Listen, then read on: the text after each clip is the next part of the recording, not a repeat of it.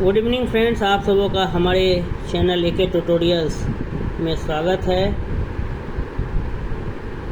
आइए आज हम लोग जो है टॉपिक जो डिस्कस करने जा रहे हैं उसका नाम है VAC value added course 1 semester 1 के छात्रों के लिए, BA के लिए, ठीक है। वैल्यू एडेड कोर्स के तहत है। आज हम लोग जो क्वेश्चन डिस्कस कर रहे हैं, आइए क्वेश्चन नंबर 3 जो डिस्कस करते हैं। 2 क्वेश्चन मैंने पहले डिस्कस कर दिया है और वो मैंने अपलोड कर दिया अपने चैनल पर एके ट्यूटोरियल्स में जा करके। अगर आपने अब तक चैनल को सब्सक्राइब नहीं किया है तो चैनल ज़रूर सब्सक्राइब कर लें और बेल आइकन को दबा दें कि सभी वीडियोस की नोटिफिकेशन आपको मिलता रहे। तो वैल्यू एडेड कोर्स के तहत ये तीसरा सवाल आइए डिस्कस करते हैं। स्वच्छता से होने वाले विभिन्न लाभों का वर्णन करें। Enumerate the benefits from cleanliness. What are the benefits of स्वच्छ भारत अभियान to you and your family? स्वच्छ भारत अभियान से आपको तथा आपके परिवार को क्या लाभ है, लाभ के बारे में ये डिस्कस करना है कि साफ़ सफाई अगर हम रखते हैं तो उससे क्या लाभ है हमें। तो स्वच्छता न होने के कारण संचारी बीमारियां बढ़ती। कह रहा है अगर हम साफ़ सफाई नहीं रखेंगे, स्वच्छता नहीं रखेंगे तो कम्युनिकेबल डिजीज, फैलने वाली बीमारियां बढ़ती हैं तथा बच्चों के विकास पर नकारात्मक प्रभाव पड़ता है। बच्चों के विकास पर नकारात्मक प्रभाव पड़ता है। इसी कारण शिशुओं की मृत्यु दर में वृद्धि होती है। इसी कारण बच्चों की मृत्यु दर में क्या होती है, वृद्धि।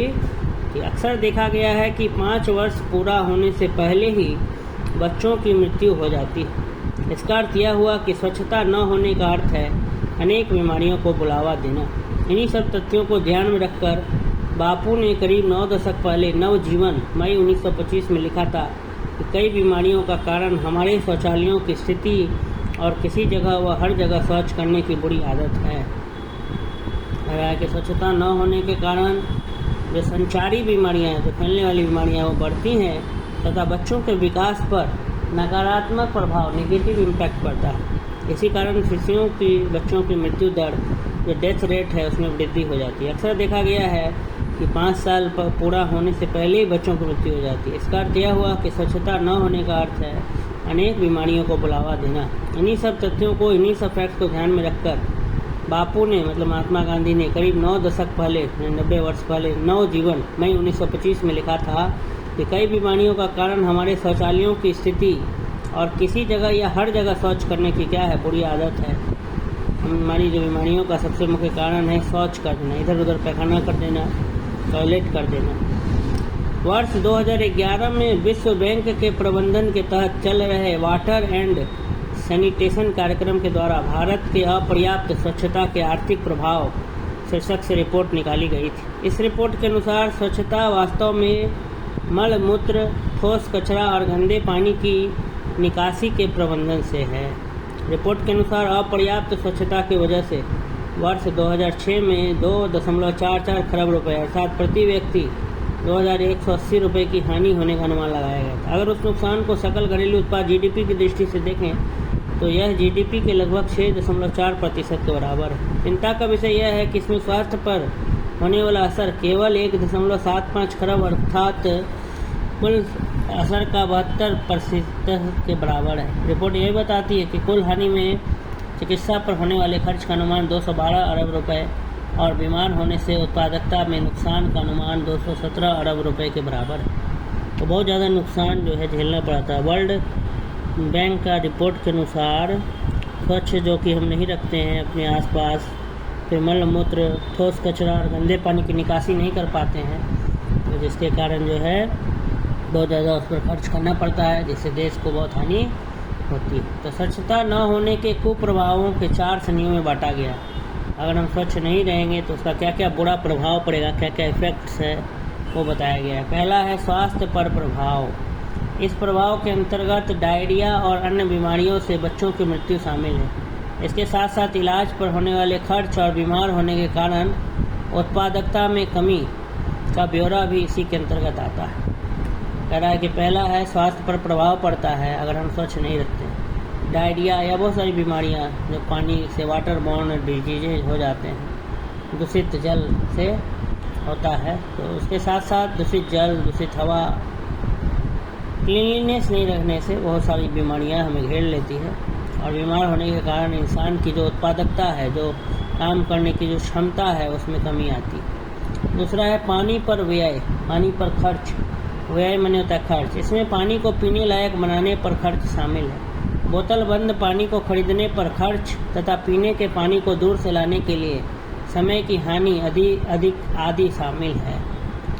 ठीक है, पानी पे भी खर्च होता है। इससे पानी को लायक बनाने, पीने के लायक बनाने के लिए खर्च करना पड़ता है। बोतल बंद पानी को खरीदने पर खर्च तथा पीने के पानी को दूर से लाने के लिए समय की हानि आदि शामिल है। तीसरा है समय का नुकसान।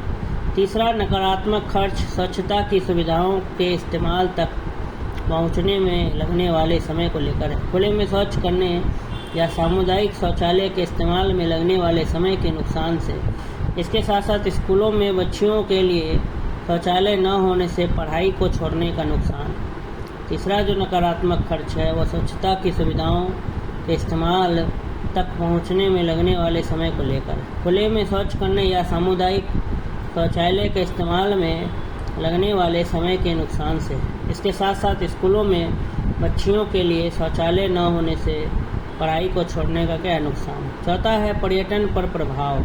स्वच्छता न होने के कारण पर्यटकों की संख्या कम हो जाती है, टूरिस्ट नहीं आते हैं, जिसके कारण विदेशी मुद्रा अर्जन में कमी आई है। इस प्रकार चिकित्सा में वृद्धि, मजदूरी की कमी, उत्पाद और उत्पादकता में कमी, विदेशी मुद्रा के कम अर्जन के कारण परिवारों को आर्थिक नुकसान होता है।